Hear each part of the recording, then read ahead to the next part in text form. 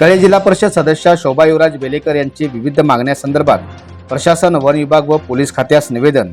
कळे जिल्हा परिषद सदस्य शोभा युवराज बेलेकर व सावकार समर्थकांकडून शुक्रवार दिनांक 20 फेब्रुवारी रोजी कळे व परिसरातील विविध समस्यांबाबतीत प्रशासन, वन विभाग व पोलीस खात्यास निवेदन देण्यात आले.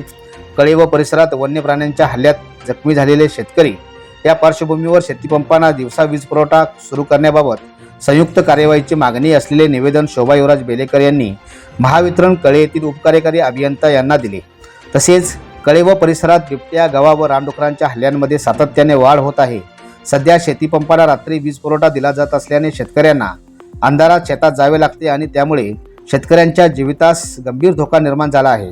अलीकडील घटनांमध्ये अनेक शेतकरी जखमी झाले असून काही ठिकाणी थोडक्यात जीवितहानी टळली आहे. त्यामध्ये रानडुकराच्या हल्ल्यात नुकतेच जखमी झालेले बळवंत भोसले राहणार कळे, मधुकर बापू पाटील राहणार पुशिरे हे शेतकरी, त्यांच्यावर CPR रुग्णालयात उपचार सुरू आहेत. नुकतीच घडलेली घटना शारदा लायकर राहणार कळे यांच्यावर रानडुकराने हल्ला केला, मात्र वेळीच मत्तीला आलेल्या कुत्र्यांमुळे जीवितहानी टळली. त्यामुळे वन विभागाकडून गस्त वाढविणे व धोकादायक भागांचे सर्वेक्षण करणे व जखमी झालेल्यांना तात्काळ मदत मिळवून दिली जावी यासाठी वन परिक्षेत्र अधिकारी पन्हाळा यांना निवेदन देण्यात आले.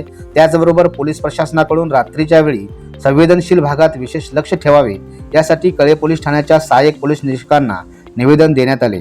त्याचबरोबर तहसीलदार, उपकार्यकारी अभियंता यांना या संदर्भात निवेदन देऊन तहसील प्रशासनाने सर्व विभागांची संयुक्त बैठक घेऊन या संदर्भात ठोस निर्णय जाहीर करावा अशी मागणी करण्यात आली. शेतकऱ्यांच्या जीवित रक्षणाच्या दृष्टीने हा विषय अत्यंत गंभीर असून तातडीने सकारात्मक निर्णय घ्यावा या पद्धतीचे निवेदन शोभा युवराज बेलेकर यांच्यासह त्यांच्या कार्यकर्त्यांनी प्रशासनास व पोलीस खात्यास तसेच वन विभागास निवेदन दिले.